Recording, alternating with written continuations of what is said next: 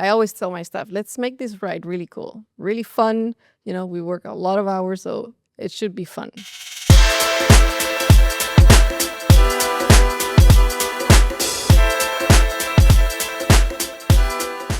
If you're looking for business mentorship, I have a place where you can get feedback on your unique personal development and business growth challenges. Over the last year, I've brought together a group of impact-driven thought leaders where we meet every single day to discuss psychology, communication, mindset, and business case studies. We have people who have made millions of dollars, lost millions of dollars, Harvard MBAs, and new entrepreneurs like you and I. Entrepreneurship can be lonely, so if you're looking for a support system, please follow the link in the description below for some more information. Really? Sí, total. So what is your business, if you had to drum it up? So it started in the 1990s with a frustrated 10-year-old girl that lived in Panama where it rained a hell of a lot and didn't have cool shoes to go outside. So I grew up with that feeling of one day designing my own rain boots. Literally, that was it. And I just happened to start the business in 2014 in the middle of a sabbatic year, in the middle of a 30-year-old crisis, with this history of almost 15 years of hotel management career, which I loved. But I felt like I needed to do something that I was more passionate about. And this was like my number one dream. And I started embedding art and culture into the rain boots, which gave it a cool twist. So we started doing like the golden frog, which is our endemic animal, and started working with the Smithsonian for donations. And then we have like our 2 times now best folkloric dress, La Pollera, which has like tembleques in the head, which ornaments. So we did like the ornament designs in the rain boots, and it was amazing how people from, Germany and Holland started buying rain boots with our culture and walking in the streets of like Amsterdam, and they're sending us pictures. And I realized that there's a cool way of carrying culture, and everybody carries culture, right? Like almost everybody's proud of where they come from in their countries. And they started evolving. And in the middle of pandemic, DHL proposed a collab that arrived to 84 countries on our website. Wow. And it was amazing. It was a super successful, and it was the first Latin American collab that they've done. So they've done like with Casetify and Antisocial Social Club. And it was so cool because when I met the CEO, he's like, it's so cool what you do. I love your vibe. Like, whenever you're ready, like, give me a call. And I'm like, Mr. Mike, I'm ready now.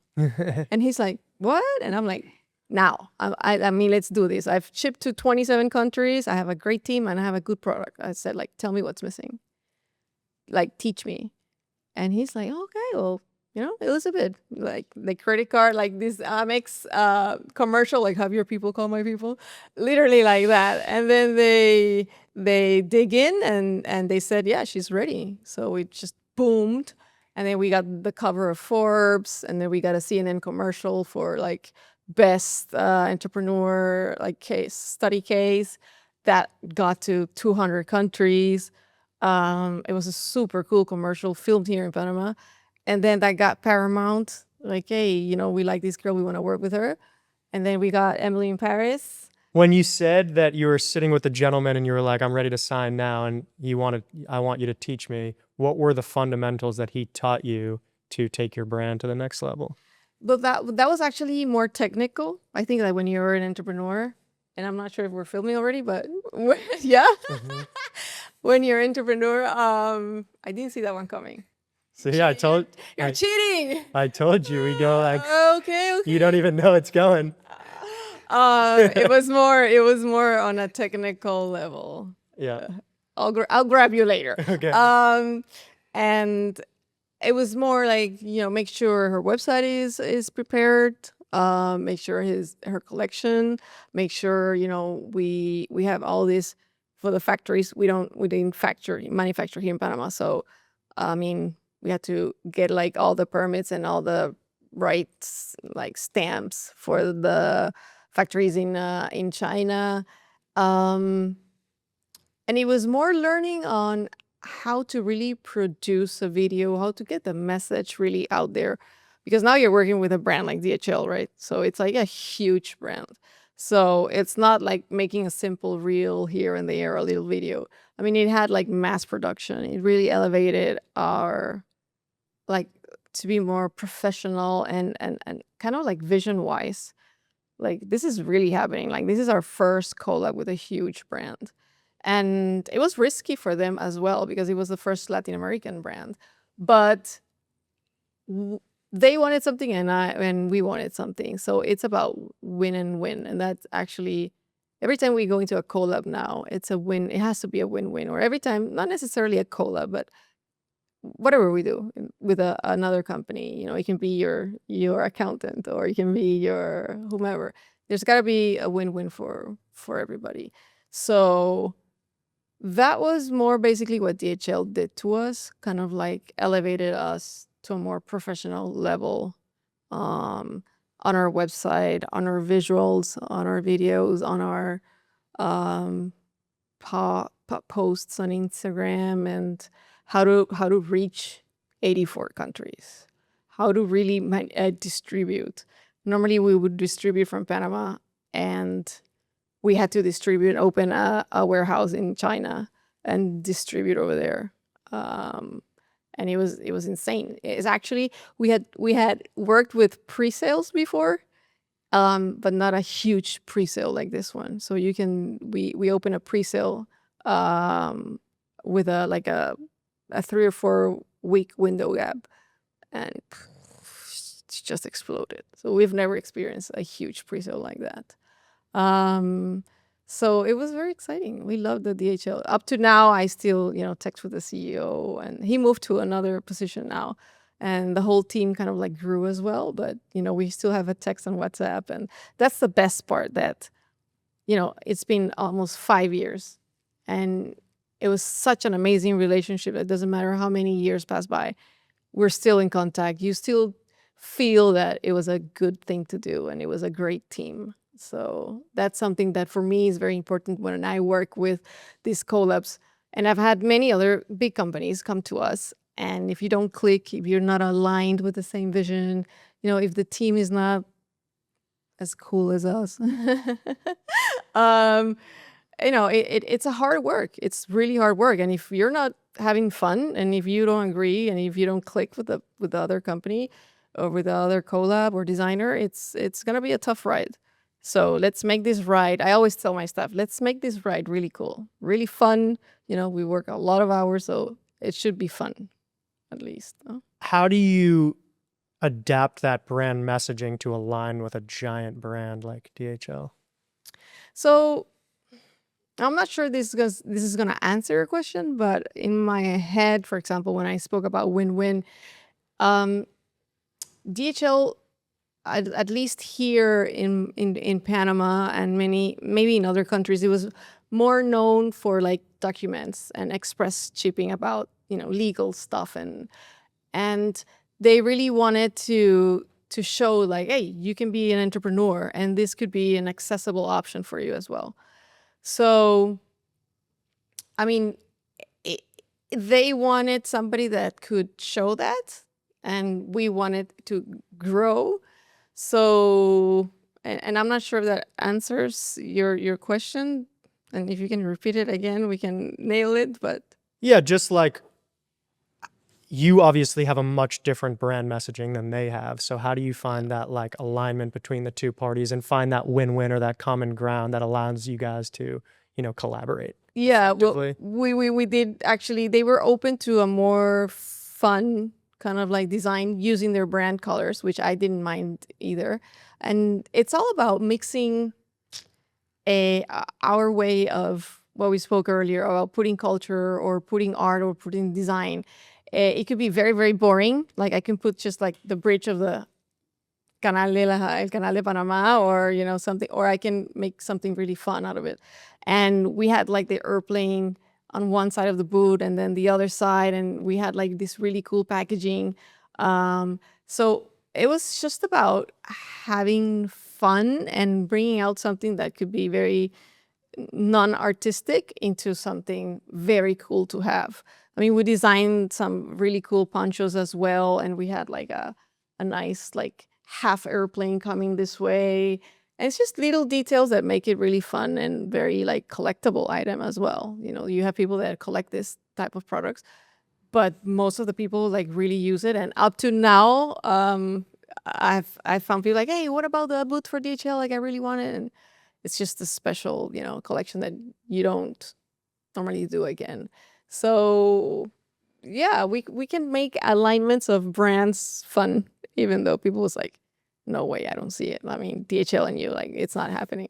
And I was like, yeah, we make the cool airplane and we would shift it, and then the box will be like a flyer. And you know, some people just don't see it. And for me, it's very clear in my head. That's why my team really trusts me when it comes to developing. It's like, no, we leave that to Mari, you know, like, and I see it very clear here. And even though I cannot like design perfectly on like Illustrator, but I can guide my team into, you know, get here and put it in paper or in a boot or in now more products that we have. So you said like you've had this vision since you were a little girl, right? To make these rain boots. And then you said at some point during that timeline, you entered this like corporate job doing hotels. Yeah. And I think that happens to a lot of people. You know, they have this vision or these dreams that they want to pursue. And then for some reason, that's what I want to get into, is why you took this alternative path and what were those external pressures that made you take that alternative path.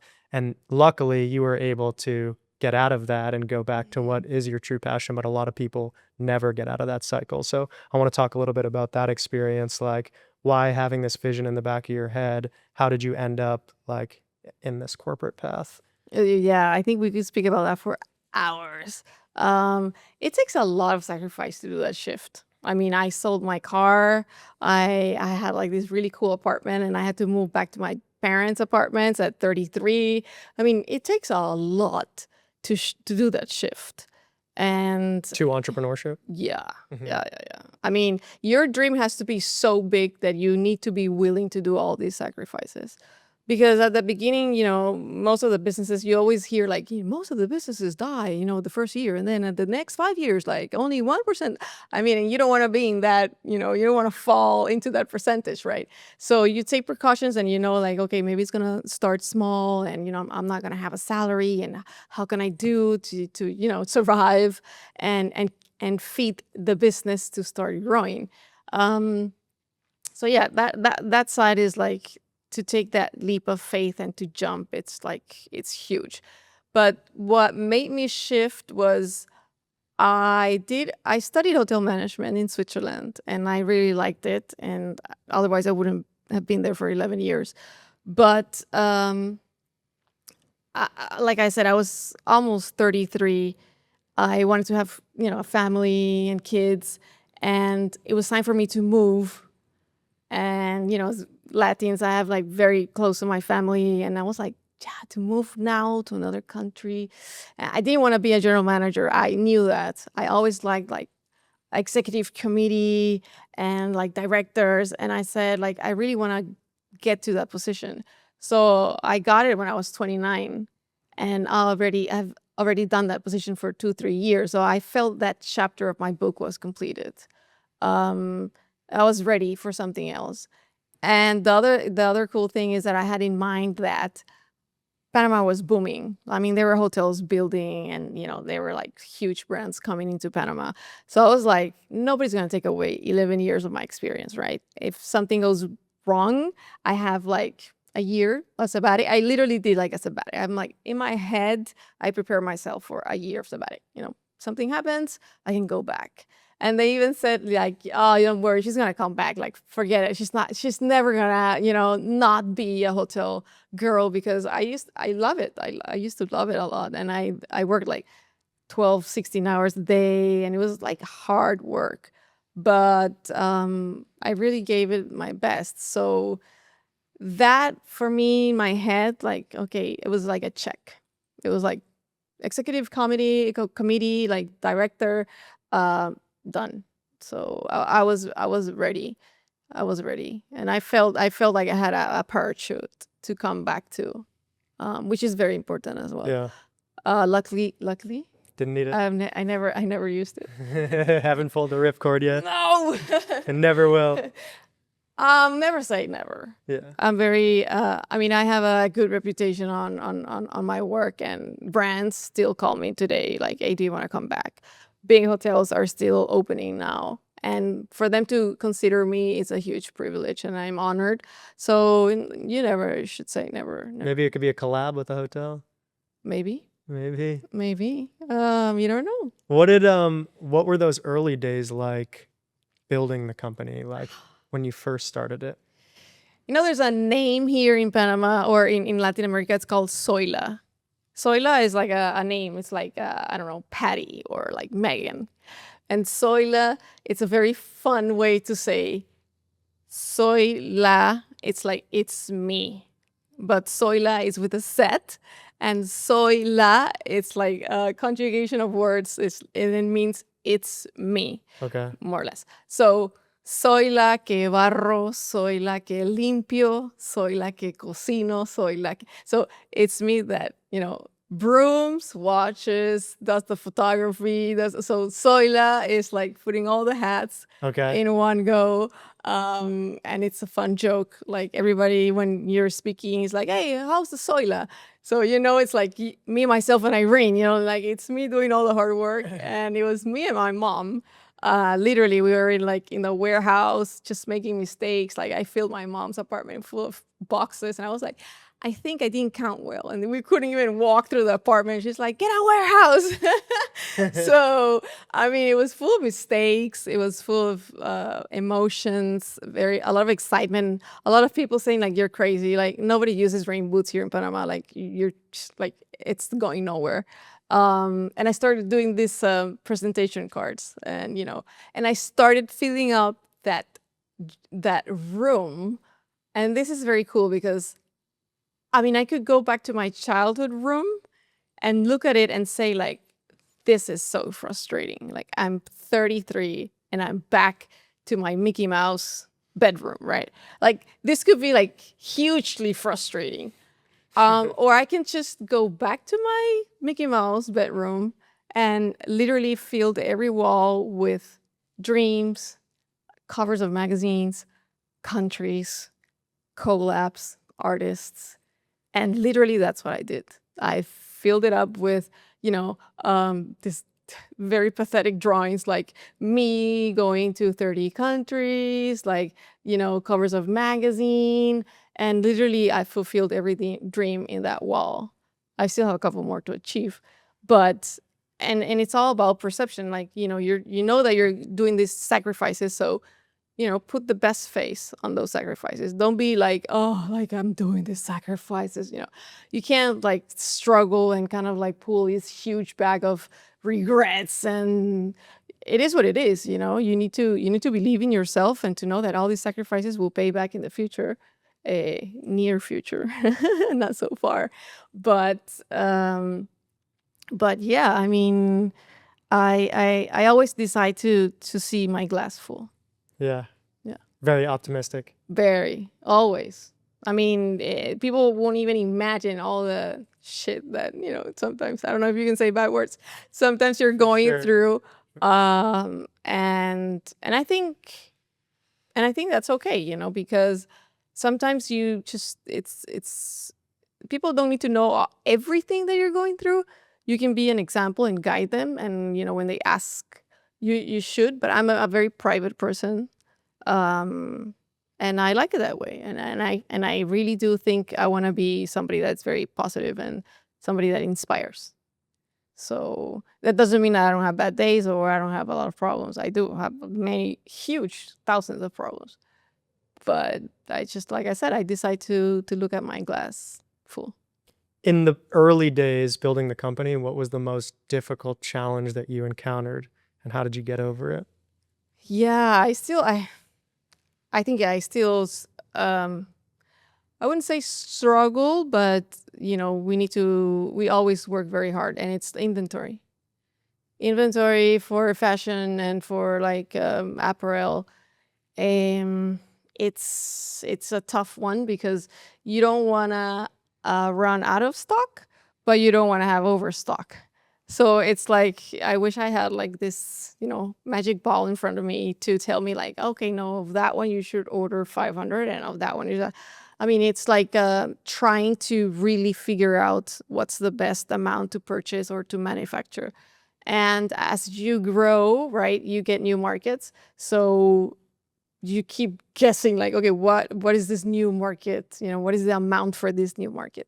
So we do pre-sale. We work a lot of with wholesalers, and they buy in beforehand. So we kind of like figure that out. But for many people, it's like marketing, and they struggle with this and that. And for us, it's very natural. I don't know, maybe it's because how we are and how I like the brand to be very fun. So I would think it's more like getting the right inventory, because you can spend a lot of money if you make bad decisions in that, in that way. You kind of got to rely on your intuition too. Totally. And you know what? Normally my intuition almost never fails. But I was a hotelier. I mean, I had no idea about designing, manufacture, finance, marketing, nothing. I had no idea about anything. So they always say like, oh, your percentage of survival was like 0.000009%. And I managed to turn that 0.9 into 90% success. But it was because of my passion. It wasn't because of all the knowledge that I had. Basically, I had zero knowledge. I just had a huge passion and a huge dream behind the brand, or the idea. So not having all these tools, yeah, was very frustrating. But at the end, it's also like, hey, I can just learn and grab people that are experts, and get them to help me. So Why do you think that passion is more important than like the hard skills, like having an MBA or I saw that in hotel management when we used to interview. People would come like with like crazy resumes? yeah, crazy resumes. They were like young, 24, 25. I've studied in Cornell. I speak 5 languages. And then you would throw them at the front desk and they would be like total assholes. I mean, like ridiculous. And you need to be very humble.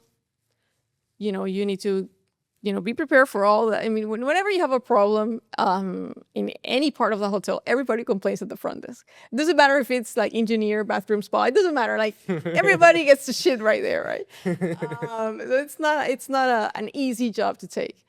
And then the people that were just getting graduated from school, that had barely 18 years old, that spoke English, but they didn't speak these 5 languages. They didn't have this huge career. They were the humble ones. They were the ones willing to learn. They were the ones saying like, okay, teach me. And even back then, I knew that maybe having all these technicalities and all these tools wasn't as important as having a great attitude and having a huge passion.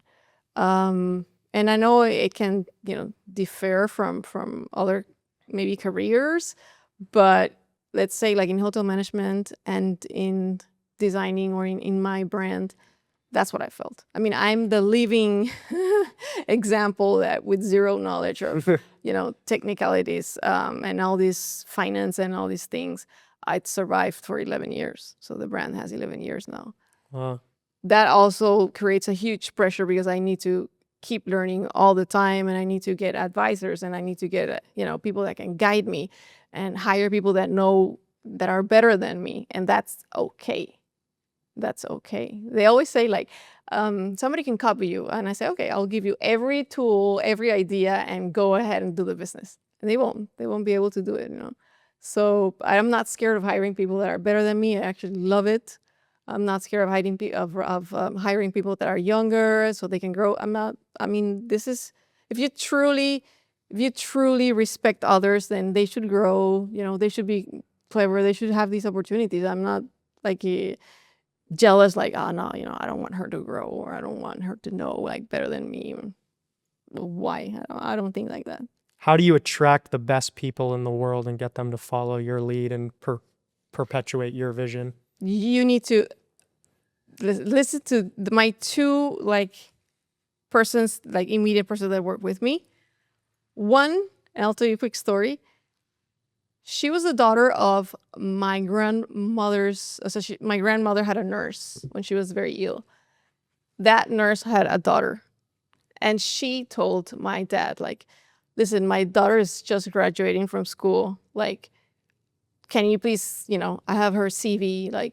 Can you get her with your daughter that she works in the hotel, for an interview, just an interview?"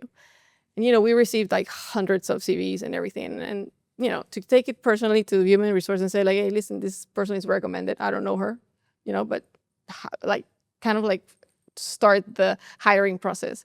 And she got hired in a different department, and she thanked me and she said, "Wow, you look like this really cool supervisor." I was a supervisor back then. "Oh yeah," and I said, "Learn your English and you can come to my area." She started learning English. She was in front desk and she started growing. And you give the example. I think giving the example is the best way. She ended up, I moved out. She ended up growing, and then in pandemic, she was stuck. Everything was frozen, especially for hotels. And I said, "Why don't you come with me?" So 10 years after, she's working with me. Now she has almost 5 years working with me. Wow. And that only can happen if you give your best every day, if you make that person feel comfortable, if you are the best example so that she can keep learning, if you feed her with books, ideas, dreams, and if you feed that personal side of them, because it's not everything about work. They can leave tomorrow and, stop working for you, but then all the things that you fed, in her personal side, those are things that, nobody's gonna forget about that. And my other half, I call her my half of a lung. Literally, it's the cousin of my best friend, and I made her part of the company. I gave her acciones, like stocks. Stock options. Yeah. And she came in for 3 months. 3 months? Was it 3 months or 3 weeks? Because my best friend, it's her cousin.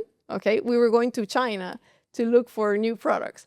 So the person in the store left. I was going to China, and she's like, "Oh my God, my cousin is from Colombia.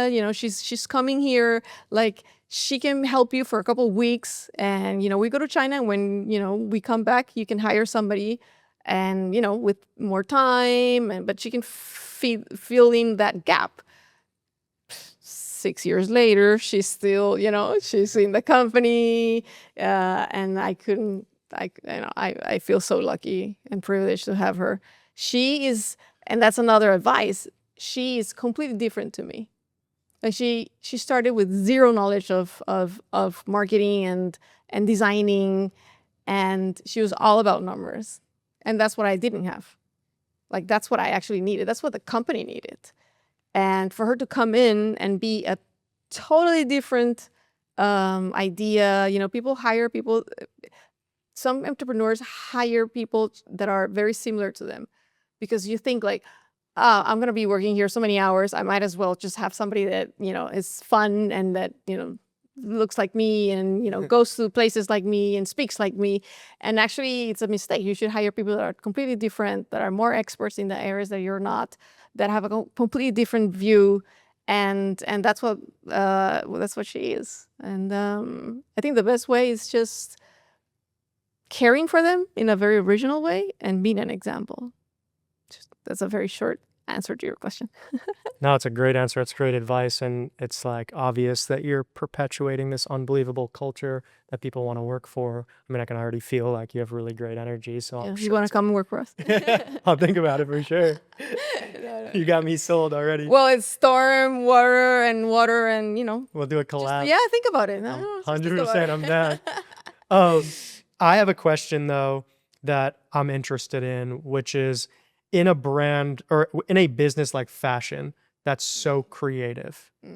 When that business begins to grow and you start having those external impacts on the business, how do you maintain that creative integrity that is like your vision when you have like these external impacts? Give me example for you. What are those external impacts? Like if you have new shareholders that are like, they're looking at the bottom line revenue of the company, Yeah. you know, maybe not the impact as much, or you're doing a collab and they have big advisors and their PR team is like maybe limiting something that you think is an important piece of your brand. How do you maintain that creative integrity in your brand? It's so funny because those two things happen. And the first one, when we worked with somebody that was an investor, and that it all looks really, pink and nice the first months. And then you start realizing, like, whoa, this person is completely different to the vision of the brand. And this is going to be tough. This is going to be really tough. And, one of the things that this person said was, and I don't like your staff, the girl that I just mentioned. So she's going out the window. And the person had put into the company maybe almost 120, 150,000. And I was like, wow. Like, no. I mean, I still remember and I can get tears in my eyes. I was like, this is where I draw the line. And I was like, okay, we're literally, we're dying. Was that there's no way I can get $150,000 in weeks. And so, and I don't know if you believe in God, but I do. I went to a church near where I lived, and I was like, you need to help me because I can't figure this one out. And a guy walks with an undercover bag. I have the video. No way. And walks in front of the church in the altar. Okay? At 11:30 in the morning. And I was like, I grabbed my phone. I have the video. And I literally called the store. And I said, because the church was near the store. And I said, has anybody shopped today? Like, it's 11:30, so it was early. Sometimes the mornings was very slow. It's like, no, boss, nobody has come to shop today. And I was like, what? So this guy had probably, I don't know, his wife or somebody in the family had bought, and he had the duffel bag with the brand name. And I was like, shit. Okay, I have got my sign. It was unbelievable. Wow. And a couple weeks later, we got the money. We gave it back to the investor, and my girl stayed. Wow. That's an unbelievable story. It's incredible. Good, feel-good story. Oh, my God. And with the design, with your second example, that's one of the things that we work and we ask for now at the beginning. Because every collab is a new experience, right? So you know already which are your red buttons and the red flags. And when we go into a collab, we say like, hey, this is our line of designs. Like, these are some things that like must-haves. We must have the website. We must have this market, and we must have this kind of like, you need to let me design, into the line. Changes can be done, but otherwise the essence of the brand just, gets lost into a collab that can probably mean nothing or can't connect with the audience. So those are two things that we really do. And people's like, oh, you're never gonna be able to get that approved. And I said, I don't mind. Let's start with the best design that we have, and then we can slow it down, and maybe we can arrange in the middle, get into a middle point. But luckily, people that want to collab with us know who we are. So you don't get into a collab knowing that you're not going to be able to express yourself, or they're not going to value your design or your opinion. That's why I said earlier it was so important to really click with the person or the collab or the company that you're working with. You need to be aligned. Otherwise, it won't work. It won't work. It would look forced, and it won't work. Yeah, I think it's like a super important skill as an entrepreneur to be able to identify those red flags in your counterpart early, Yeah. as opposed to, getting 8-9 months in. And that's something that I've learned the hard way many times, and over Really? time you gain those skills and start, acquiring that intuition for who's a good person and who's not. Yeah. But I'm curious, like, what are the systems that you have in place, and what are the things that you look for in a person to determine if they are someone that's aligned with you and someone that's going to perpetuate the brand forward and someone who has their best intentions in mind? I love that question because I think intuition is definitely like one of the best things you can have as an entrepreneur, because it works for everything, not only like to choose like the next cola, but to know which is the coolest product. So for us, like intuition really is, like, for me, one of a great, I would say, talent, or yeah, I would say, like, it's not everybody has that intuition to know, like, you know what, I don't think this is the right person, or you know what, and I still make mistakes. I mean, I did with a investor. And sometimes that intuition can be fogged with the idea of this huge dream, right? Yeah. And that's the problem. That's a problem when you don't listen. This little voice, like, I don't think that's the right person. I don't think that's the right collab. And you're like, no. I'm really gonna get to markets. I'm gonna go into the U.S. and I'm gonna be huge. This is the right way. And that's when your intuition gets fogged by this dream. You get excited, Yeah. and you need to really get, like, all the excitement, just put it in a box. And yeah, it's cool to have these options, but okay, let's be realistic. Is this, and look at the option, the person, the collab, the design, the product, in a cold, in the freezing. And we say, like, una manera fría in Spanish. Like, really focus and say, like, okay, is this what I need, what the company needs? Is this really what we want? Because intuition can be very easily fogged. What would you say, and this is my final question, what would you say is the single biggest piece of advice that you would give to entrepreneurs that you've learned over your journey? Good. Oh, so many.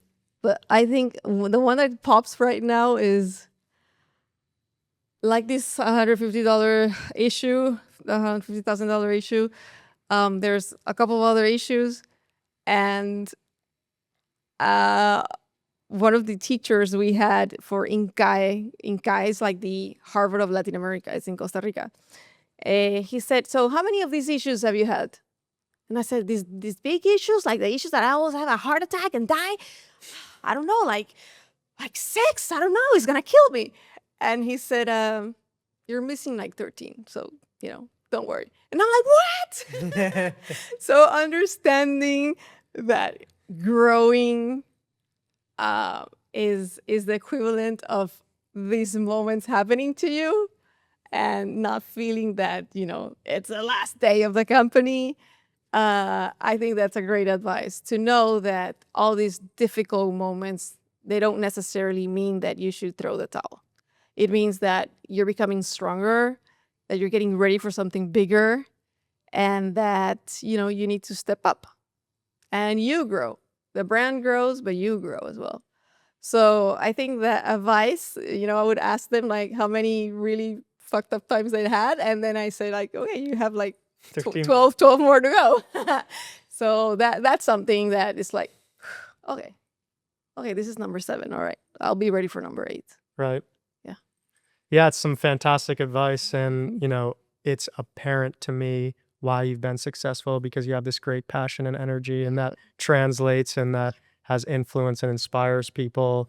And, I think that if more people just had that positivity, that positive energy, like you said, they could go a lot farther. So imagine all the people that could still be alive if they had maybe a little bit of that half full glass instead of half empty. For sure. And think about, working with us. Yeah, absolutely. So if people want to find you and they are interested in your products, they want to see what you have to offer, or maybe they just want to connect with you personally and get some advice, where could they find you? So our website is www.iamundercover.com. Our Instagram is undercoverboots.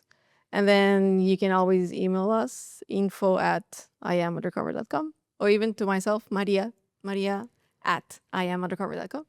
Fantastic. Yeah, my phone number is. People have done that before. Yeah. Yeah. I'm don't stretching it a little You bit. don't have to. Like I said, I'm very private. Yeah, that's the But worst thing you can do. maybe I'll tell you later Alright. off screens. Sweet. Well, I appreciate you coming on. It's a Thank pleasure. you. No, it's been amazing. Thank you. We got the second shaking hands.